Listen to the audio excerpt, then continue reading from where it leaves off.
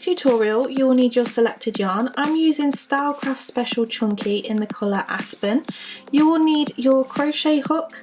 I am using a 6mm for this particular yarn, but please check your yarn label to see which size hook it recommends.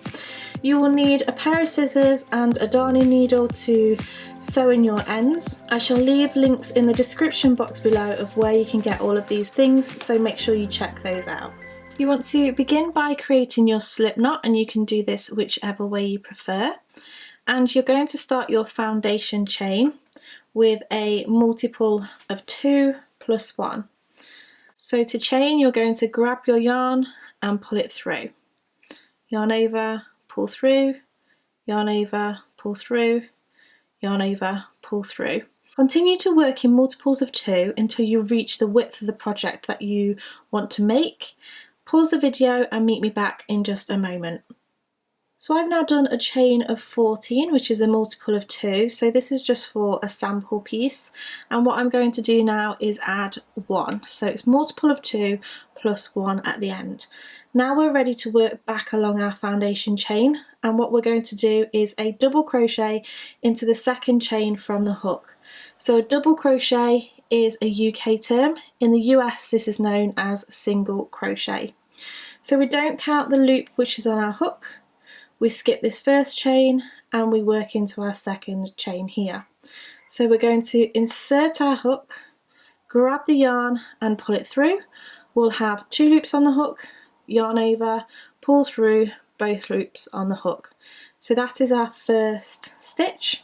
We're then going to do exactly the same into the next stitch. Insert your hook, yarn over, pull through, 2 loops on the hook, yarn over, pull through, both loops on the hook. You're simply going to continue this all the way along your chain. So go ahead and pause the video and meet me back once you're at the end of your foundation chain. So I've now come to the end of my first row, and what I'm going to do here is chain 3, 1, 2, 3, and turn my work so that I can work back the other way and do my row 2. So for your row 2, we're going to be working into the base of this foundation chain first, and we are going to start our triangle stitch. So it's yarn over, insert your hook into that first chain, grab the yarn and pull it through. You will have 3 loops on the hook. We're not going to finish off this stitch. Instead, what we're going to do is yarn over, insert our hook into the top of the next stitch, grab the yarn and pull it through. We now have 5 loops on the hook.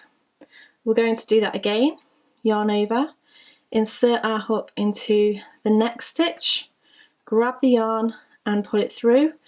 We'll now have 7 loops on our hook, and what we're going to do is yarn over and pull our yarn through all of these stitches.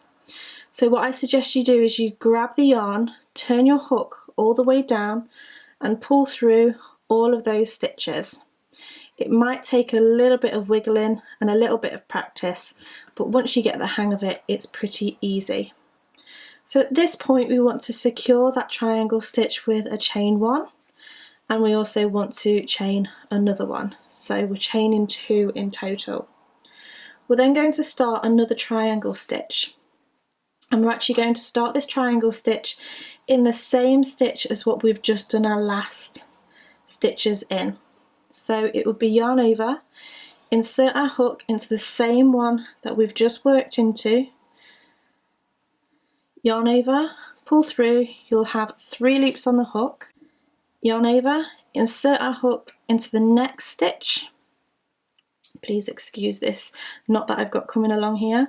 Grab the yarn, pull it through, you'll have 5 loops on the hook, yarn over, insert into the next stitch, yarn over, pull through, you'll have 7 loops on the hook. So make sure that you're not pulling too tightly on these stitches or on your tension to pull these stitches too tight. Give them a little pull upwards and it will help you when you yarn over and pull through all of those 7 stitches. So again, we're going to chain 1 to secure and chain another, and then you're going to go straight in to your next triangle stitch. So I'll just go through one more time. Yarn over, insert into that same stitch that we've just worked into, yarn over, pull through, pull up a little bit, yarn over, insert into the next stitch, yarn over, pull through, pull up a little bit, yarn over, insert into the next stitch, yarn over, pull through, pull up a little bit. You'll have 7 loops on your hook. Grab the yarn and pull your hook all the way down so that you can bring that stitch all the way through and chain 2 to finish. So go ahead and do that all the way along your work until you reach the end. You should be left with 1 stitch remaining. So pause the video and meet me back once you're at the end of row 2. So I've just worked my way all the way along, and this is what it's looking like. I've just done my chain 2 after my last triangle stitch, and what I'm going to do now is do a half treble crochet into this very last stitch from the previous row. So half treble crochet in the US is known as half double crochet. So you're going to go ahead and yarn over, insert your hook into that last stitch from the previous row, yarn over, pull through, you'll have 3 loops on the hook, yarn over, pull through all 3 loops on the hook. And that is the end of your row 2. We're now ready for the row 3. So we're going to chain 1 and turn our work.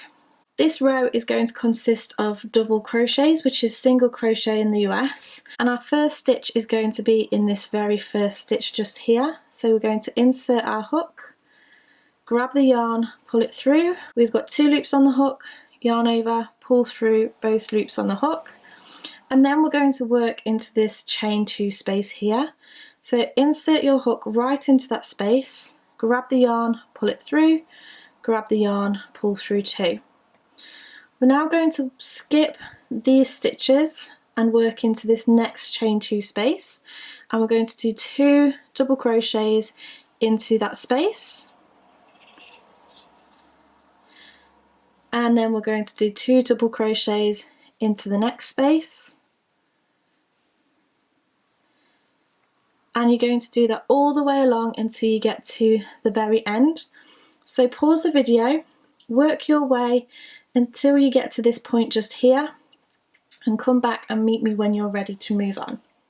So now that you're at the end of your row 3, you're going to do a double crochet into that space, and then you're going to do a double crochet into the second chain from this last stitch just here. So into the chain, grab the yarn, pull it through, yarn over, pull through. And that is the end of your 3rd row. So this pattern is super simple. It's just going to repeat row 2 and 3 over again. So I'll just get you started on the next row, and then feel free to rewind the video in order to repeat these steps. So from here we're going to chain 3, 1, 2, 3, turn the work, and then we're going to start our triangle stitch in the base of this chain.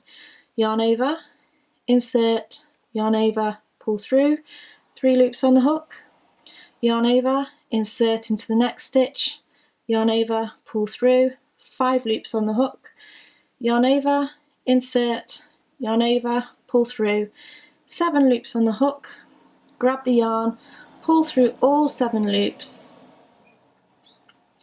and chain 2.